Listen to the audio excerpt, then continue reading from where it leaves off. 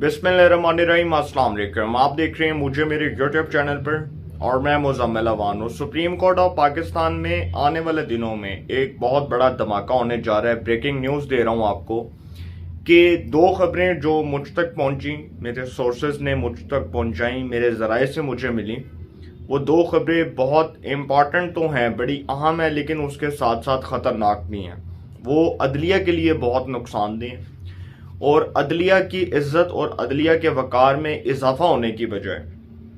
वो अदलिया के लिए किसी नुकसान का सबब बन सकती हैं। अब वो जो दो खबरें हैं,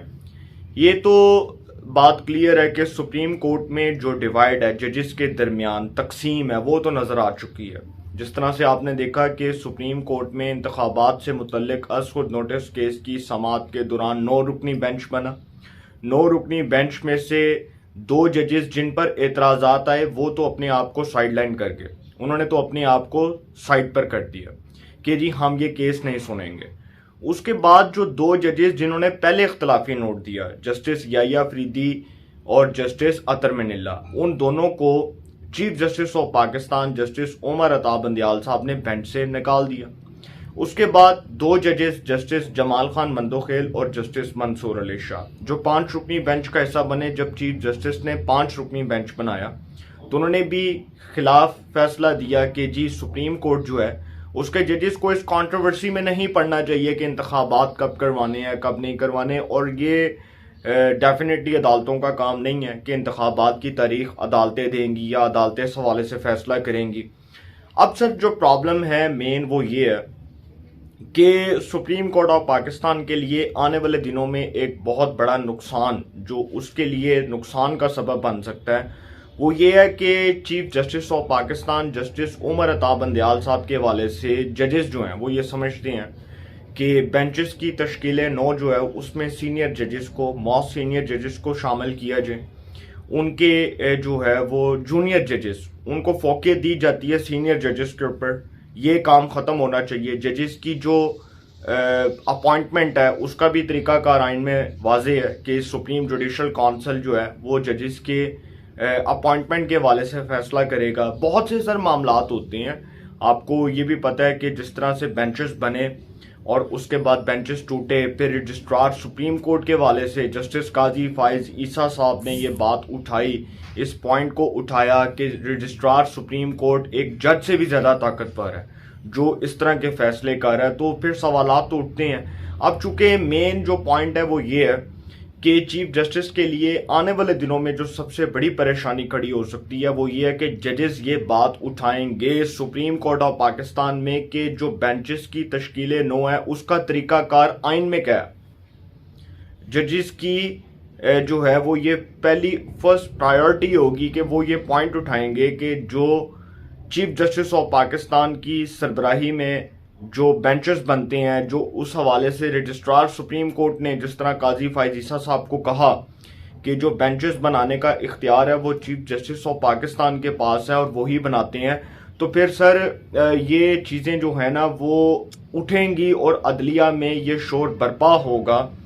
कि जो बेंचेस हैं उसके हवाले से चीफ जस्टिस ऑफ पाकिस्तान जो बेंचेस की तश्कील देते हैं उसमें सीनियर जजेस को नज़रअंदाज करके जूनियर जजेस को बेंचेस में शामिल क्यों किया जाता है या उनको बेंचेस का सरबराह क्यों बनाया जाता है। सबसे पहला पॉइंट तो ये होगा। फिर उसके बाद ये भी बात सामने आएगी कि जस्टिस काजी फाइज ईसा, जस्टिस सरदार Tariq Masood, justice Hasan Azhar Rizvi, justice Shahid Waheed, justice Ayesha Malik और दीगर जो जजेस हैं उनको क्यों नहीं शामिल किया जाता, क्योंकि सुप्रीम कोर्ट सिर्फ 5 के 6 जजेस का नाम तो नहीं है। सुप्रीम कोर्ट में 17 जजेस हैं। सुप्रीम कोर्ट के जो तमाम जजेस हैं वो तमाम जजेस पर मुश्तमिल एक फुल कोर्ट बेंच बन सकता था, इंतखाबात से मुतल्लिक असखुद नोटिस केस की समाअत कर सकता था, लेकिन चीफ जस्टिस साहब ने इस बात को फोकियत नहीं दी और उन्होंने 9 रुकनी बेंच बना दिया। अब वो एक चीफ जस्टिस का प्रोगेटिव है, वो उनकी जिम्मेदारी है कि वो जो मर्जी बेंच तश्कील दें, लेकिन सुप्रीम कोर्ट चूंकि तमाम जजेस का नाम है, सिर्फ एक फर्द वाहिद का नाम नहीं है, और सुप्रीम कोर्ट हरगिज एक फर्द वाहिद का नाम इसलिए नहीं है क्योंकि उस सुप्रीम कोर्ट में, उस अदालत उज़्मा में 17 जजेस जो हैं वो बैठकर मुल्क के मुस्तकबिल का फैसला करेंगे, एक जज नहीं करेगा। तो फिर सवाल तो उठेगा کہ جی ایک ہی جج نے کیا پاکستان کے جو ہے وہ مستقبل کا فیصلہ کرنا ہے، اور بالکل ہرگز نہیں کرنا، کیونکہ تمام ججز نے بیٹھ کر فیصلے کرنے ہیں۔ تو یہ معاملات جو ہیں یہ سپریم کورٹ میں آنے والے دنوں میں آپ دیکھیں گے یہ معاملہ آئے گا۔ پھر دوسرا معاملہ جو جسٹس مظاہر اکبر نقوی صاحب کی آڈیو سے متعلق ہے، اس کے اوپر میں آپ کو ایک خبر دوں کہ جسٹس مظاہر اکبر نقوی صاحب کے حوالے سے یہ موقف اٹھایا جائے گا کہ چونکہ جسٹس قاضی فائز عیسیٰ صاحب کے خلاف جو بدنیتی کے اوپر مبنی ریفرنس سپریم جوڈیشل کونسل میں صدر مملکت عارف الوی کی ایڈوائس پر بھیجا گیا تھا، وزیر قانون فروغ نسیم نے بھیجا تھا، اس ریفرنس کے اوپر تحقیقات ہوئی تو وہ تماچا ثابت ہوا عمران خان کی گورنمنٹ کے منہ پر، اور پھر عمران خان صاحب خود انٹرویوز کے اندر برملا اس بات کا اعتراف کر چکے ہیں کہ جسٹس قاضی فائز عیسیٰ کے خلاف ریفرنس دائر کرنا ہماری حکومت کی سب سے بڑی نالائکی اور نااہلی تھی، اور اس سے بڑی نالائکی اور نااہلی ہو نہیں سکتی۔ اب اس بات کے اوپر آتے ہیں کم ٹو دا پوائنٹ کہ یہ جو جسٹس مظاہر اکبر نقوی صاحب کی آڈیو ہے، اس آڈیو کے اوپر تحقیقات ہونی ہے، سپریم جوڈیشل کونسل کے اندر ہونی ہے، جو ججز کے احتساب کا ادارہ ہے اس کے اندر ہونی ہے، تمام ججز نے بیٹھنا ہے، اور تمام ججز جو صوبوں کے جو چیف جسٹس ہیں، چیف جسٹس صاحبان ہیں، انہوں نے بیٹھنا ہے۔ تو یہ جو آڈیو ہے اس میں تو سنا جا سکتا ہے کہ پرویز الہی صاحب جو ہیں ان سے گفتگو ہو رہی ہے محمد خان بھٹی کے حوالے سے۔ محمد خان بھٹی صاحب کے بارے میں بھی میں نیکسٹ ویلاگ کروں گا اور بتاؤں گا کہ وہ کس طرح سے وہ ایران جا رہے تھے، فرار ہو رہے تھے، بلوچستان سے ایران کے راستے میں فرار ہوتے پکڑے گئے، اور کرپشن کے جو ریکارڈ توڑے ہیں اس شخص نے۔ سر آپ تو فرح گوگی کو آپ سمجھ لیں کہ آپ تو فرح گوگی کو بھول جائیں گے، آپ کہیں گے کہ یار اتنے کرپشن کے ریکارڈ قائم کر کے پتہ نہیں اس نے کیسے وہ ورلڈ ریکارڈ توڑ دیا۔ اور میں حیران ہوں کہ وہ جو جسٹس مظاہر اکبر نقوی صاحب ہیں ان کے حوالے سے یہ بھی بات ہوئی کہ ان کے گھر میں محمد خان بھٹی کو پناہ دی گئی ہے۔ اب یہ جو پورا عمل ہے، اس پورے عمل کو حکومت کی تمام اتحادی جماعتیں جو ہیں وہ اس کو مشکوک قرار دے رہی ہیں کہ بھائی ایک ایسے جج، میرے لیے تو بہت قابل احترام ہے، آنریبل ہے، حکومت کا موقف بیان کر رہا ہوں، حکومت کا یہ موقف ہے کہ ایک ایسے جج جن کی آڈیو لیک ہوئی، اور آڈیو لیک ہونے کے بعد ان کو 9 رکنی بینچ میں بٹھا دیا جاتا ہے اور کہا جاتا ہے کہ جی آپ 9 رکنی بینچ میں بیٹھیں اور فیصلہ کریں، تو پھر اس سے chief justice of Pakistan justice Umar Ata Bandial صاحب کے اوپر انگلیاں اٹھیں گی کہ بھئی آپ کو تو پتہ تھا کہ ایک جج صاحب کی آڈیو لیک ہوئی، اور وہ جج صاحب کی آڈیو کا فرانسک بھی کروانا ہے، اس کی تحقیقات بھی ہونی ہے، سپریم جوڈیشل کونسل میں ریفرنس بھی فائل ہونا ہے، تو کیوں نہ وہ جو جج صاحب ہیں ان کو پہلے سائڈ لائن کر دیا جاتا،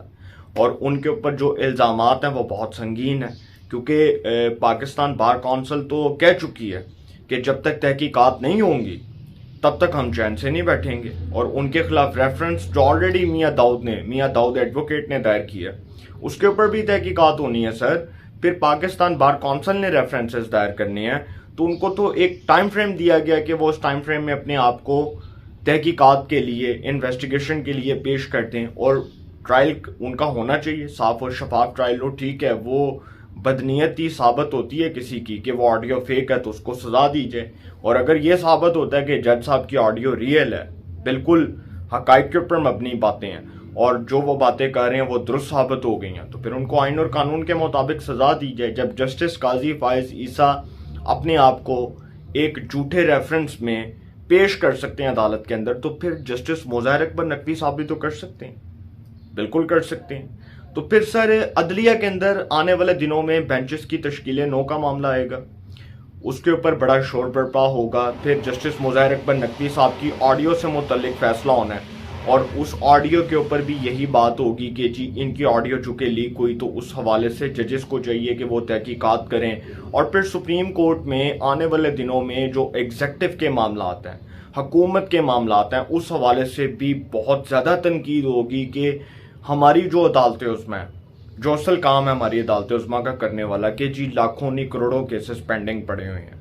اور وہ جو کیسز ہیں وہ 1990s سے پینڈنگ ہیں، تو ان کی ابھی تک سماعت نہیں ہوئی۔ وہ لوگ جو ہیں وہ تھانوں کے، عدالتوں کے، کچہریوں کے چکر لگا کے، کوئی مر گیا، کوئی جو ہے کسی کی عمر جو ہے وہ کوئی عمر کے بڑھاپے میں پہنچ گیا، کوئی جو ہے وہ انصاف کے لیے دربدر کی ٹھوکریں کھاتا رہا اور اس کو انصاف نہ ملا۔ تو بہت سے سوالات ہیں سر جو اٹھنے آنے والے دنوں میں عدلیہ کے اندر، اور عدلیہ کے حوالے سے اس کی سمت کے حوالے سے اب یہ بھی تعین ہونا ہے کہ عدلیہ کون سا فیصلہ کر سکتی ہے، اور ایگزیکٹو کے جو اسپیشلی معاملات ہیں اس کے حوالے سے بھی فیصلے ہونے ہیں کہ عدلیہ ایگزیکٹو کے معاملات میں کیوں نہیں مداخلت کر سکتی، کیونکہ پارلیمنٹ کے اندر اب یہ بات چل رہی ہے کہ ججز کے جو اختیارات ہیں اس کو قانون سازی کے ذریعے کم کر دیا جائے۔ یہ بات جو ہے وہ چل رہی ہے، اور پیپلز پارٹی کے اندر ابھی حال ہی میں شامل ہونے والے پیپلز پارٹی میں شامل ہونے والے جو مخدوم سید مبین عالم ہیں، جو پی ٹی آئی کے منحرف رکن ہیں، وہ پیپلز پارٹی میں شامل ہوئے، ان کا رحیم یار خان سے تعلق ہے۔ تو وہ کل کہہ رہے تھے کہ